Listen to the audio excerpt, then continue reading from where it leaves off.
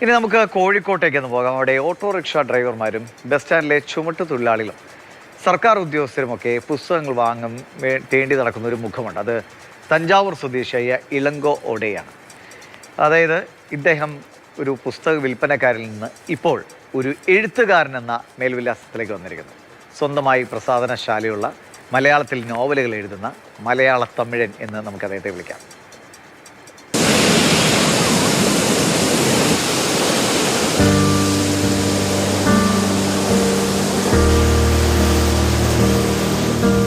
എൻ്റെ പേര് ഇളങ്കോ ഓടെ.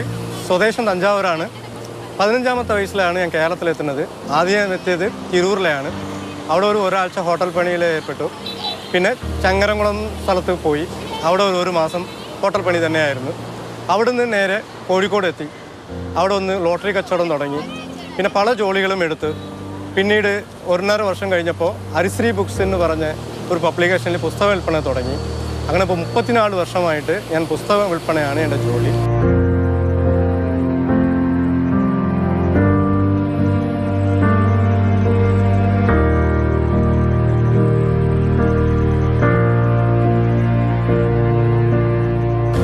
ഒരു ദിവസം കൊണ്ട് അങ്ങനെ മലയാളം വായിക്കാനും പഠിക്കാനും ഒന്നും ഞാൻ പഠിക്കാൻ തുടങ്ങിയിട്ടില്ല.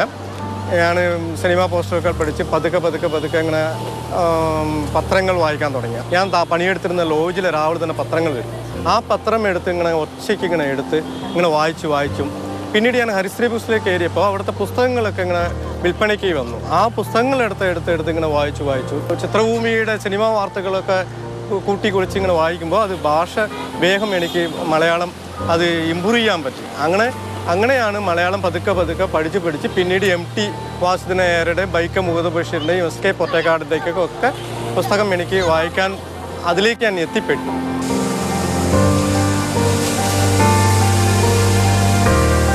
ആദ്യം 1998-ലാണ് എൻ്റെ കണേശൻ വരികര എന്ന് പറഞ്ഞ ഒരു കഥ തമിഴരസി എന്ന് പറഞ്ഞ ഒരു തമിഴ് വീക്കിലിയിൽ പ്രസിദ്ധീകരിക്കുന്നത്. പിന്നീട് തമിഴിലുള്ള കൽക്കി, കുമുദം ജംഗ്ഷൻ, റാണി, ദേവി, അങ്ങനെ ഭാഗ്യ, അങ്ങനെ പ്രശസ്തമായ കുങ്കുമം എല്ലാത്തിലും ഞാൻ എഴുതിയിട്ടുണ്ട്. ഒരു 15 കഥകളോളം എഴുതി. ഒരു സമാഹാരം പബ്ലിഷ് ചെയ്യാനൊക്കെ വിചാരിച്ചിരുന്നു. പക്ഷേ പബ്ലിക്കേഷനൊക്കെ ചെന്നൈയിലാണ്. അപ്പോൾ ചെന്നൈയിലൊക്കെ ഇന്നത്തെ പോലെ കോൺടാക്ട് ചെയ്യാനുള്ള മൊബൈൽ നമ്പറും അങ്ങനത്തെ കാര്യങ്ങളൊക്കെ ഒന്നും ഇല്ല. അങ്ങനെ ഇരിക്കുകയാണ് ഇപ്പോൾ മലയാള തമിഴൻ എന്ന് പറഞ്ഞ ഒരു ആത്മകഥയും സ്ത്രീ എന്ന് പറഞ്ഞ ഒരു ബുക്കും മലയാളത്തിലേക്ക് എഴുതാനും ഒരു തോന്നുകയും അത് മലയാളത്തിൽ തന്നെ ഫസ്റ്റ് ബുക്ക് ഇറങ്ങാനുള്ള ഒരു ഭാഗ്യം, അത് ഞാൻ ഇപ്പോൾ ഭാഗ്യമായിട്ടാണ് കാണുന്നത്. ഞാൻ ഒരു തമിഴ്നാട്ടുകാരൻ, തമിഴ് മീഡിയത്തിൽ പഠിച്ചു. അത് തമിഴിലെ ഒരു പുസ്തകമായിട്ട് ഇറക്കുന്നത് പറയുന്ന ഒരു യൂഷ്വലായ കാര്യമാണ്. പക്ഷേ അത് മലയാളത്തിൽ ഇപ്പോൾ എഴുതിയപ്പോൾ എനിക്കത് ഭയങ്കരമായ ഇരട്ട സന്തോഷമാണ് കിട്ടിയിരിക്കുന്നത്.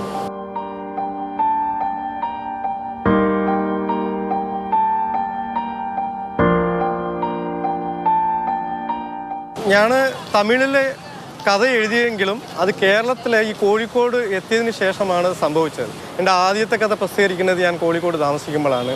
ഞാൻ ഒരു സിനിമയ്ക്ക് തിരക്കഥ എഴുതിയിട്ടുണ്ടായിരുന്നു, കഥയും തിരക്കഥ എഴുതിയിട്ടുണ്ടായിരുന്നു. മറാത്തി സിനിമ, പ്രീതം എന്നാണ് പേര്. ആ സിനിമ സംഭവിക്കുന്നത് ഈ കോഴിക്കോട്ടിൽ നിന്നാണ്. അങ്ങനെ ഈ കോഴിക്കോട് ഈ സാഹിത്യ നഗരം ഈ ശരിക്കും പറഞ്ഞാൽ എൻ്റെയും കൂടി നഗരമായി ഇത് മാറിയിരിക്കുകയാണ്. ഞാൻ ശരിക്കും പറഞ്ഞാൽ എൻ്റെ ആയുസ്സിൽ ഇപ്പോൾ എനിക്ക് 50 വയസ്സ് കഴിഞ്ഞു. അതിൽ 35 വർഷവും ഈ കേരളത്തിൽ തന്നെയാണ് ജീവിച്ചിരിക്കുന്നത്, അതും കോഴിക്കോട്ട് തന്നെയാണ്. അപ്പോൾ ഞാൻ ശരിക്കും പറഞ്ഞാൽ ഒരു കോഴിക്കോട്ടുകാരനായിട്ടാണ് എൻ്റെ നാട്ടുകാരൊക്കെ എന്നെ കാണുന്നത്.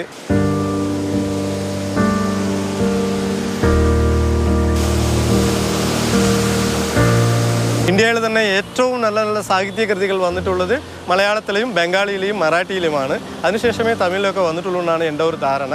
അപ്പോൾ ഈ മലയാള ഭാഷയിൽ തന്നെ ഞാൻ എനിക്കായിട്ടൊരു അംഗീകാരം, എനിക്കായിട്ടൊരു സ്ഥാനം കണ്ടെത്തുക എന്നാണ് എൻ്റെ ഒരു ലക്ഷ്യം.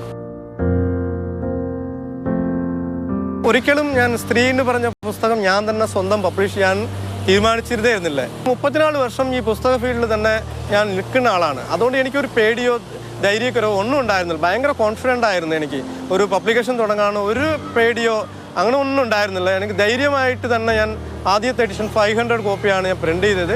അത് 2 ആഴ്ച കൊണ്ട് ഞാൻ വിറ്റ് തീർന്നു. അത് 10-12 കോപ്പി മാത്രമേ ബുക്ക് സ്റ്റാൾ മികനെ പോയിട്ടുള്ളൂ. ബാക്കിയെല്ലാം ഞാൻ തന്നെയാണ് വിറ്റ് തീർന്നത്. സെക്കൻഡ് എഡിഷനും 500 കോപ്പി അടിച്ചു. അതിൻ്റെ വിൽപ്പനയാണ് ഇപ്പോൾ നടക്കുന്നത്.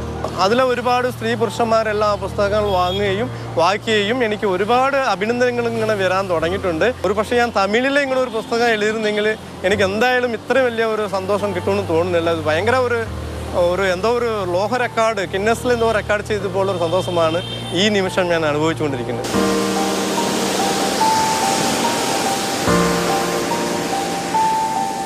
കോഴിക്കോടിന്റെ തെരുവുകളിലൂടെ പുസ്തകം വിറ്റ് നടന്ന ഒരു തമിഴ്നാട് സ്വദേശി.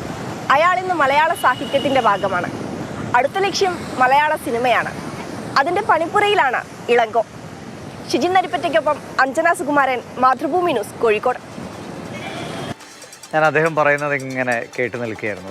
ഒരു മനുഷ്യൻ്റെ ഒരു സംതൃപ്തി ഉണ്ടല്ലോ, ഒരു ചെയ്ത കാര്യത്തിലുള്ള ഒരു സന്തോഷവും ഒക്കെ അത് അദ്ദേഹത്തിൻ്റെ വാക്കുകളിൽ, മുഖത്ത്, കണ്ണുകളിലൊക്കെ പ്രകടമാകുന്നുണ്ട്. അത് തന്നെയാണ് ഒരു മനുഷ്യൻ്റെ ഏറ്റവും വലിയ വിജയമല്ലേ. ബാക്കി എന്തൊക്കെ നേടുന്നതല്ല, നമ്മൾ ചെയ്യുന്ന ചെറിയ കാര്യമായാലും വലിയ കാര്യമായാലും അതിൽ നമ്മൾ അനുഭവിക്കുന്ന ഒരു ആത്മനിർവൃതി, അത് അദ്ദേഹത്തിന് കൃത്യമായി നേടാൻ കഴിഞ്ഞു. അത് മലയാളത്തിൻ്റെ കൂടി ഒരു പിൻബലത്തിലാണ്. അപ്പോൾ അഞ്ജന അദ്ദേഹം പറഞ്ഞ തന്നെ കേട്ടു, അത് തന്നെ ധാരാളമാണ്, ഒരുപാട് സന്തോഷം തോന്നുന്ന കാര്യമാണ്. എങ്കിലും അദ്ദേഹം ഒരു പുസ്തക പ്രസാധകനായി മാറുക, അല്ലേ, തൻ്റെ പുസ്തകം നടന്ന് ആളുകളിലേക്ക് എത്തിക്കുക, അതൊരു വലിയ കാഴ്ചയാണ്.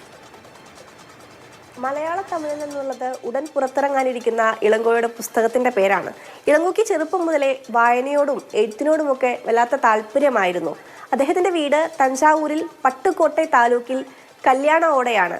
അദ്ദേഹം അവിടെ 15 വയസ്സ് വരെ ജീവിച്ചുള്ളൂ, അതായത് 10ാം ക്ലാസ് വരെ. പിന്നെ ചില ജീവിത പ്രാരാബ്ധങ്ങൾ കൊണ്ട് അദ്ദേഹത്തിന് നാട് വിടേണ്ടതായി വന്നു. നേരെ എത്തപ്പെട്ടത് കേരളത്തിലേക്കാണ്.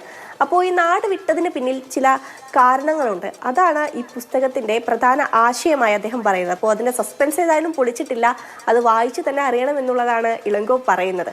കേരളത്തിൽ എത്തപ്പെട്ടതിന് ശേഷം ഒരുപാട് ജോലികൾ ചെയ്തിട്ടുണ്ട്. കോഴിക്കോട്ടേക്കായിരുന്നു വന്നത്. ആ വന്ന സമയത്ത് തന്നെ അദ്ദേഹത്തിൻ്റെ ഇപ്പോൾ 50 വയസ്സായി. അപ്പോൾ നല്ലൊരു ജീവിത കാലഘട്ടവും കോഴിക്കോട് ജില്ലയിലായിരുന്നു. ആദ്യമൊക്കെ ചെറിയ ചെറിയ ജോലികൾ ചെയ്ത് ജീവിച്ചു. പിന്നീടാണ് ഹരിശ്രീ ബുക്സിലേക്ക് എത്തപ്പെടുന്നത്. അതിനു മുന്നേ ഈ പോക്കറ്റ് ഡിക്ഷണറി ഉണ്ടായിരുന്നു. നമ്മുടെയൊക്കെ സ്കൂൾ കാലഘട്ടത്തിൽ 5 രൂപയ്ക്കൊക്കെ കിട്ടുന്ന ഇംഗ്ലീഷ് മലയാളം ഡിക്ഷണറി, അത് വിറ്റിട്ടാണ് അദ്ദേഹം ഈ പുസ്തക വിൽപ്പന ആദ്യമായി തുടങ്ങുന്നത്. പിന്നീട് ഈ പറഞ്ഞതുപോലെ ഹരിശ്രീ ബുക്സിൻ്റെ ഭാഗമായി. അങ്ങനെയാണ് മലയാളം എഴുതാനും വായിക്കാനും ഒക്കെ പഠിക്കുന്നത്. മലയാളത്തോട് വലിയൊരു ഇഷ്ടം തോന്നി. അക്ഷരങ്ങൾ പെറുക്കി പെറുക്കി വായിക്കാൻ, ഈ പത്രത്താളുകളിൽ നിന്നൊക്കെ അക്ഷരങ്ങൾ വായിക്കാൻ പഠിച്ചു, എഴുതാൻ പഠിച്ചു. അങ്ങനെ മലയാളം വല്ലാതെ അദ്ദേഹം ഇഷ്ടപ്പെടാൻ തുടങ്ങി. പിന്നീട് ആ കാലഘട്ടത്തിലൊക്കെ, കോഴിക്കോട് ഉണ്ടായിരുന്ന ആദ്യ കാലഘട്ടങ്ങളിലൊക്കെ തമിഴിൽ ചില ലേഖനങ്ങളും ഒപ്പം തന്നെ കഥകളുമൊക്കെ എഴുതാൻ തുടങ്ങിയിരുന്നു. അത് അവിടെ ഉണ്ടായിരുന്ന തമിഴ്നാട്ടിലെ പ്രധാനപ്പെട്ട മാസികകളിലൊക്കെ അന്ന് പ്രസിദ്ധീകരിച്ച് വരികയും ചെയ്തു. പിന്നീട് അതൊക്കെ മാറ്റി നിർത്തി പൂർണ്ണമായും മലയാളത്തിലേക്ക് എഴുതാമെന്ന് അദ്ദേഹം തീരുമാനിക്കുകയായിരുന്നു. കാരണം മലയാളവുമായി അത്രത്തോളം ബന്ധം അപ്പോളെ ഉണ്ടാക്കിയെടുത്തിരുന്നു. MT വാസുദേവൻ നായർ, വൈക്കം മുഹമ്മദ് ബഷീർ, അവരുടെയൊക്കെ പുസ്തകങ്ങൾ വായിച്ചതിലൂടെ അദ്ദേഹത്തിന് എഴുത്തുമായി കൂടുതൽ അടുക്കാൻ സാധിച്ചു എന്ന് പറയുന്നുണ്ട്. അങ്ങനെയാണ് ഈ സ്ത്രീ എന്ന പുസ്തകം ആദ്യം പ്രസിദ്ധീകരിക്കുന്നത്. അതിനുവേണ്ടി സ്വന്തമായി പ്രസിദ്ധീകരണ ശാല തുടങ്ങി.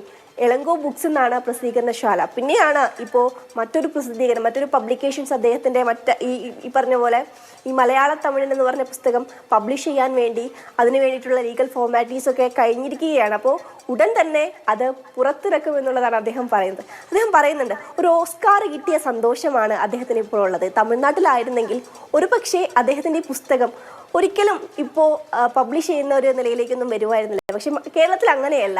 വലിയൊരു സന്തോഷം അദ്ദേഹത്തിന് ഇതിൻ്റെ പിന്നിലുണ്ട്. ഏതായാലും അദ്ദേഹത്തിന് വലിയ സന്തോഷം. ഒപ്പം ഒരു തമിഴ്നാട്ടുകാരനായ ഒരാൾ അത് മലയാളം പഠിച്ച് മലയാളത്തിൽ പുസ്തകം എഴുതി അത് പ്രസിദ്ധീകരിക്കുന്നു, മലയാള സാഹിത്യത്തിൻ്റെ ഭാഗമാവുന്നു എന്നൊക്കെ പറയുന്നത് അദ്ദേഹം വലിയൊരു സന്തോഷത്തോടു കൂടി തന്നെയാണ് അതൊക്കെ നോക്കി കാണുന്നത്. അഞ്ജന, സ്വന്തം പുസ്തകം അദ്ദേഹം ഇങ്ങനെ നടന്ന് വിൽക്കുന്നതൊക്കെ കാണുമ്പോൾ ശ്രീ ഇളങ്കോ ഓടൈ, അങ്ങേക്ക് എല്ലാവിധ ആശംസകൾ. ഇത് കണ്ടപ്പോൾ പെട്ടെന്നൊരു വ്യക്തിപരമായ ഒരു അനുഭവം കൂടി ഓർമ്മ വന്നു. വർഷങ്ങൾക്ക് മുമ്പാണ് ഒരു റിട്ടയർഡായ ഒരു ഉദ്യോഗസ്ഥൻ, അദ്ദേഹം ഇങ്ങനെ റിട്ടയർമെൻ്റ് ഒക്കെ കഴിഞ്ഞപ്പോൾ കൗതുകത്തിന് ചില പുസ്തകങ്ങൾ എഴുതി തുടങ്ങി. അപ്പോൾ അദ്ദേഹത്തിൻ്റെ ഭാര്യ ആ പുസ്തകം വിൽക്കാൻ വേണ്ടി, അവരും ഒരു സർക്കാർ ഉദ്യോഗസ്ഥയാണ്. ഇപ്പോൾ പരിചയമുള്ള വീടുകളിൽ പോകുമ്പോൾ അല്ലെങ്കിൽ ഓഫീസുകളിലൊക്കെ പോകുമ്പോൾ തൻ്റെ ഭർത്താവ് എഴുതിയ പുസ്തകമാണ് എന്ന് പറഞ്ഞ് അത് വിൽക്കാൻ, അങ്ങനെ ഒരു രംഗം ഞാൻ കണ്ടിട്ടുണ്ട്. അപ്പോൾ ഇത് അദ്ദേഹം നേരിട്ട് അനുഭവിക്കുന്നതാണ്, അദ്ദേഹത്തിൻ്റെ പുസ്തകം എഴുതുന്നത്. അപ്പോൾ ഒരു ഇത്രയും പ്രായമായ ശേഷം ഭർത്താവിൻ്റെ വിശ്രമ ജീവിതത്തിൽ എഴുതിയ പുസ്തകം വിൽക്കാൻ ആ ഭാര്യ കാണിക്കുന്ന ഒരു എന്താ പറയുക, ഒരു സ്നേഹത്തിൻ്റെ കാഴ്ചയോടെ ഞാനിപ്പോൾ ഓർക്കുകയാണ്. എന്തായാലും അദ്ദേഹത്തിന് ഒരുപാട് പുസ്തകങ്ങൾ ഇറങ്ങട്ടെ. ഇളങ്കോയോടേക്ക് ഒരിക്കൽ കൂടി അഭിനന്ദനങ്ങളും ആശംസകളും അറിയുകയാണ് മലയാളത്തിൻ്റെ പേരിൽ കൂടി.